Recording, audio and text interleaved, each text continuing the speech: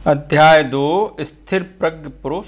संजय बोले, उस प्रकार करुणा से व्याप्त और आंसुओं से भरी हुई और व्याकुल आंखों वाले वेदना से भरे अर्जुन ने मधुसूदन से यह कहा, हे अर्जुन, तुम्हारे इस असमय गलत समय में यह मोह क्यों हो रहा है? क्योंकि ना यह श्रेष्ठ पुरुषों द्वारा आचरण करने योग्य है, ना यह स्वर्ग देने वाला है और ना ही इससे कीर्ति मिलेगी।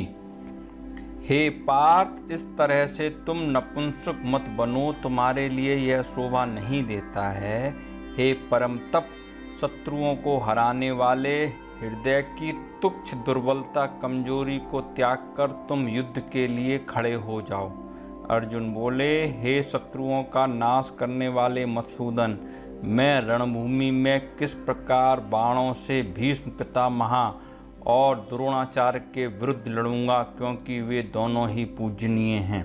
इसलिए इन महानुभाव गुरुजनों को मारने की जगह मैं इस संसार में भिक्षा मांगकर जीना कहीं अधिक कल्याणकारी समझता हूँ, क्योंकि गुरुजनों को मारकर भी इस लोक में खून से सने अर्थ और कामरूप भोगों को ही तो भोगना होगा।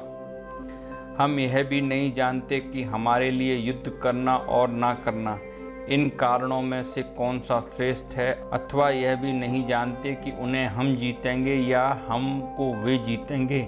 और जिनको मारकर हम जीना भी नहीं चाहते, वे ही हमारे आत्मीय धृतराष्ट्र के पुत्र हमारे मुकाबले में खड़े हुए हैं। इसलिए स्वाभाविक वीरता को त्याग कर कायरता रूप दोषों से हारा हुआ तथा धर्म के विषय में मोहित हुआ मन वाला मैं आपसे पूछता हूँ कि जो साधन निश्चित कल्याणकारक हो वह मुझे बताएं, क्योंकि मैं आपका शिष्य हूँ। इसलिए अपनी शरण में लेते हुए मुझको आदेश दीजिए, क्योंकि भूमि में निष्कंटक बिना बाधा के धन्य धान्य संपन्न राज्य को और देवताओं की निकटता को प्राप्त करके भी मैं उस उपाय को नहीं देख रहा हूँ जो मेरी इंद्रियों को सुखाने वाले शोक को दूर कर सके। संजय बोले, हे राजन, निद्रा को जीतने वाले अर्जुन अंतर्यामी श्री कृष्ण से यह कहकर चुप हो गए कि हे गोविंद, मैं युद्ध नहीं करूँगा। हे भरतवंशी धृतराष्ट्र, अंतर्यामी श्री कृष्ण ने दोनों सेनाओं के बीच में शोक करते हुए उस अर्जुन से हंसते हुए यह वचन बोले, हे अर्जुन, तुम ना शोक करने योग्य मनुष्यों के लिए शोक कर रहे हो और पंडितों के से वचनों को कह रहे हो, परंतु जिनके प्राण चले गए हैं उनके लिए और जिनके प्राण नहीं गए हैं उनके लिए भी पंडित जन शोक नहीं करते हैं। ना तो ऐसा ही है कि मैं किसी काल में नहीं था, तुम नहीं थे या ये राजा लोग नहीं थे, ना ऐसा ही है कि इससे आगे हम सब नहीं रहेंगे।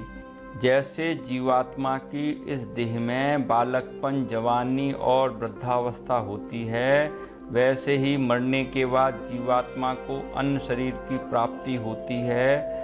शरीर के नष्ट होने और उत्पत्ति पैदा होने के विषय में धीर धैर्यवान पुरुष मोहित आकर्षित नहीं होते हैं।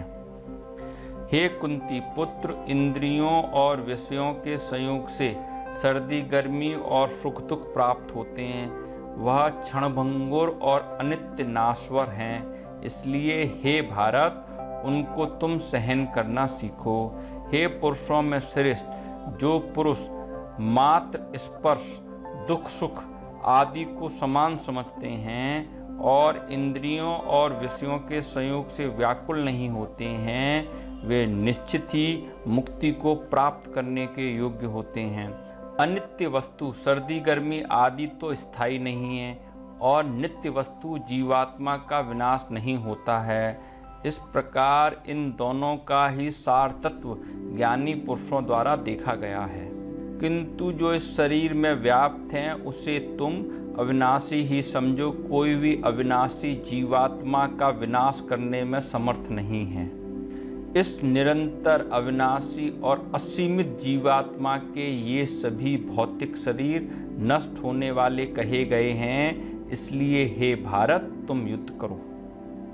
जो इस जीवात्मा को मरने वाला समझता है और जो ऐसा मानता है कि वह इस जीवात्मा को मार सकता है, वे दोनों ही इस जीवात्मा को नहीं जानते हैं, क्योंकि जीवात्मा वास्तव में ना तो किसी को मारता है और ना ही किसी के द्वारा मारा जाता है। यह जीवात्मा किसी काल में भी ना तो जन्म लेता है और ना ही कभी मरता है, तथा ना यह उत्पन्न होकर फिर से पैदा होने वाला ही है, क्योंकि यह अजन्मा, नित्य, सनातन और पुरातन होने पर भी नित्य नवीन है। शरीर के मारे जाने पर भी जीवात्मा का विनाश नहीं होता है। हे पार्थ, जो पुरुष इस जीवात्मा को नित्य, अजन्मा, अपरिवर्तनशील और अविनाशी जानते हैं, वह पुरुष कैसे किसी की हत्या करवा सकते हैं या हत्या कर सकते हैं। जिस तरह से मनुष्य पुराने वस्त्रों को त्याग कर दूसरे नए वस्त्रों को ग्रहण करता है, उसी तरह से जीवात्मा पुराने शरीरों को त्याग कर दूसरे नए शरीरों को धारण करती है।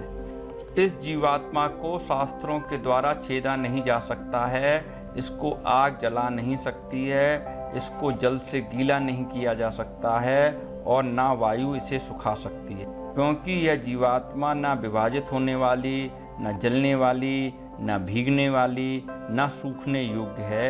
यह जीवात्मा नित्य, सर्वव्यापी, स्थिर, अचल और सनातन है। इस जीवात्मा को व्यक्त नहीं किया जा सकता है। यह जीवात्मा चिंता से रहित है और जन्म मरण आदि के विकार से रहित होने के कारण इसे अविकारी भी कहा जाता है। हे अर्जुन, इस जीवात्मा को इस प्रकार से जानने के बाद तुम्हारा शोक करना उचित नहीं है। हे महाबाहो, यदि तुम इस जीवात्मा को सदा जन्म लेने वाला तथा सदा मरने वाला मानते हो, तब भी तुम्हारा इस प्रकार से शोक करने का कोई कारण नहीं है, क्योंकि इस मान्यता के अनुसार जन्म लेने वाले की मृत्यु निश्चित है और मृत व्यक्ति का जन्म भी निश्चित है। इसलिए भी इस अपरिहार्य विषय में तुम्हारा शोक करना उचित नहीं है। हे भारत, सभी प्राणी जन्म से पहले अप्रकट थे और मरने के बाद भी अप्रकट होने वाले हैं। वह केवल बीच के समय में ही प्रकट होते हैं। फिर इस विषय में शोक का क्या कारण है? कोई महापुरुष इस जीवात्मा को आश्चर्य से देखता है, कोई महापुरुष इस पर आश्चर्य से बोलता है, कोई महापुरुष आश्चर्य से इसके बारे में सुनता है, किंतु सुनकर भी कोई इसे नहीं जान पाता है। हे अर्जुन, यह जीवात्मा सभी के शरीरों में रहने वाली है और इसका कभी भी वध नहीं किया जा सकता है। अतः जीवात्मा के लिए तुम्हारा शोक करना उचित नहीं है। इसके अतिरिक्त अपने धर्म को देखकर भी तुम्हारा विचलित होना उचित नहीं है, क्योंकि धर्म के लिए युद्ध करने की अपेक्षा क्षत्रिय के लिए इससे बढ़कर कोई दूसरा कल्याणकारी कर्तव्य नहीं है। हे पार्थ, स्वर्ग के खुले हुए द्वार के समान इस प्रकार प्राप्त हुए युद्ध के अवसर भाग्यवान क्षत्रिय लोग ही पाते हैं। किंतु यदि तुम इस धर्मयुक्त युद्ध को नहीं करोगे तो स्वधर्म और कीर्ति को खोकर पाप के भागीदार बनोगे।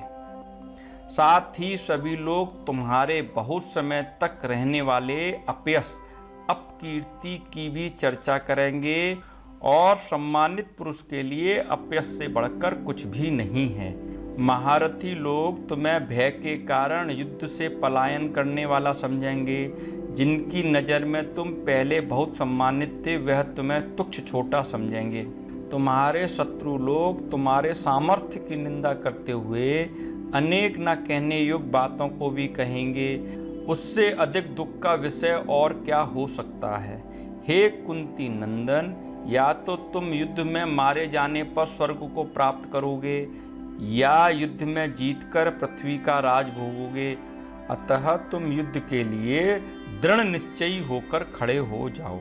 सुख दुख, लाभ हानि और जय पराजय को एक समान समझकर तुम युद्ध के लिए तैयार हो जाओ। इस प्रकार युद्ध करने से तुम पाप के भागी नहीं बनोगे। हे पार्थ, अब तक मैंने तुम्हें ज्ञान योग के विषय में बताया है और अब मैं तुम्हें कर्मयोग के विषय में बताता हूँ। जिस बुद्धि ज्ञान को प्राप्त करने पर तुम कर्मों के बंधन को भली भांति त्याग कर संसार से मुक्त हो जाओगे। इस कर्मयोग में किया गया प्रयत्न ना तो नष्ट होता है, ना इसमें कोई दोष होता है, बल्कि इस कर्मयोग की थोड़ी सी भी साधना जन्म मृत्यु जैसे महान भय से मुक्त कर देती है। हे अर्जुन, इस कर्मयोग में निश्चयात्मक निश्चित बुद्धि एकनिष्ठ होती है, किंतु अस्थिर विद्या वाले विवेकहीन सकाम मनुष्यों की बुद्धियां निश्चित ही बहुत भेदों वाली अनेक दिशाओं में बिखरी और अनंत होती हैं। हे अर्जुन, जो अविवेकी पुरुष कर्मफल के प्रशंसक वेद वाक्यों में लगाव रखते हैं, जिनकी बुद्धि में स्वर्ग ही परम प्राप्त वस्तु है और वह स्वर्ग आदि के अतिरिक्त अन्य ईश्वर तत्व को नहीं मानते हैं, वह भोगों में तल्लीन विकृत मन वाले स्वर्ग के इच्छुक कामी पुरुष भोग तथा ऐश्वर्य की प्राप्ति के लिए जन्म और कर्म में बांधने वाली अनेक प्रकार की बहुत सी क्रियाओं को वेद वाक्य कहते हैं।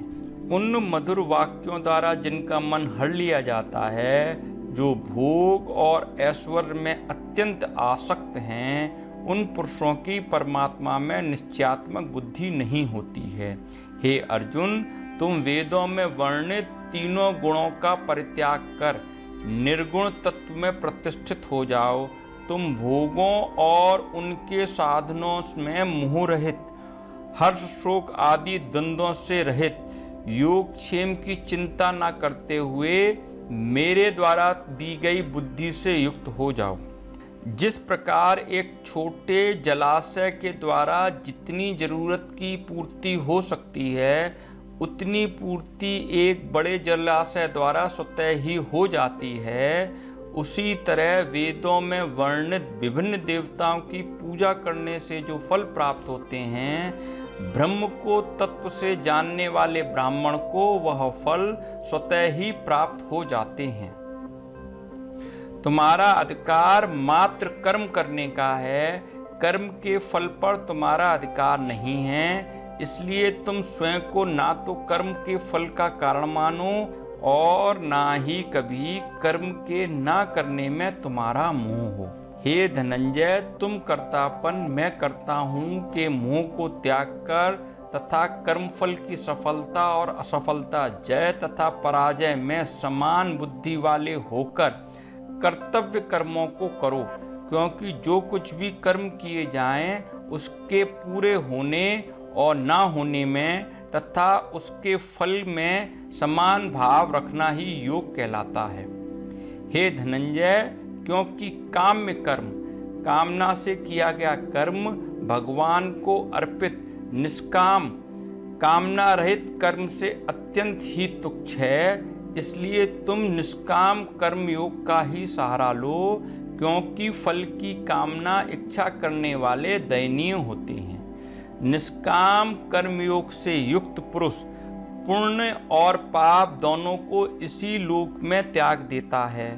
इसलिए तुम निष्काम कर्मयोग के लिए चेष्टा कोशिश करो। समान भाव से युक्त होकर निष्काम कर्म करना ही कर्मयोग का कौशल प्रवीणता है, क्योंकि बुद्धि योग से युक्त ज्ञानी जन कर्मों से उत्पन्न होने वाले फलों को त्याग कर जन्म बंधन से मुक्त होकर निर्विकार शुद्ध रूप से परम पद को प्राप्त करते हैं। जब तुम्हारी बुद्धि मोह रूपी दलदल को भली भांति पार कर जाएगी, तब तुम सुनने योग और सुने हुए विषयों के संबंध में वैराग्य को प्राप्त करोगे। जब तुम्हारी बुद्धि भांति भांति प्रकार के सांसारिक और वैदिक अर्थों को सुनने से विरक्त हो जाएगी और अन्य मोह से रहित होकर ब्रह्म में स्थिर हो जाएगी, तब तुम योग को प्राप्त हो जाओगे। अर्जुन बोले, हे केशव, समाधि में स्थित ब्रह्म को प्राप्त हुए स्थिर बुद्धि पुरुष के क्या लक्षण हैं, वे स्थिर बुद्धि पुरुष कैसे बोलते हैं, कैसे बैठते हैं और कैसे चलते हैं। श्री भगवान बोले, हे पार्थ, जिस समय यह पुरुष मन में स्थित सभी कामनाओं इच्छाओं को भली भांति त्याग देता है और जब उसकी आत्मा अपने अंदर ही संतुष्ट होती है, उस समय वह स्थिर प्रज्ञ कहा जाता है। दुखों की प्राप्ति होने पर जिसके मन में उद्वेग बेचैनी नहीं है, सुखों की प्राप्ति होने पर जो सभी तरह से कामना से रहित है तथा जिसके राग भय और क्रोध नष्ट हो गए हैं, ऐसे मुनि स्थिर बुद्धि कहलाते हैं। जो पुरुष सभी से मोह रहित होते हैं, अनुकूल और प्रतिकूल की प्राप्ति पर ना तो प्रसन्न होते हैं ना ही द्वेष करते हैं, उनकी बुद्धि स्थिर है। और कछुआ जिस प्रकार से अपने अंगों को अपनी इच्छा के अनुसार समेटकर कवच के अंदर कर लेता है, वैसे ही जब यह मुनि इंद्रियों के विषयों से इंद्रियों को सभी प्रकार से हटा लेते हैं, तब उसकी बुद्धि स्थिर है।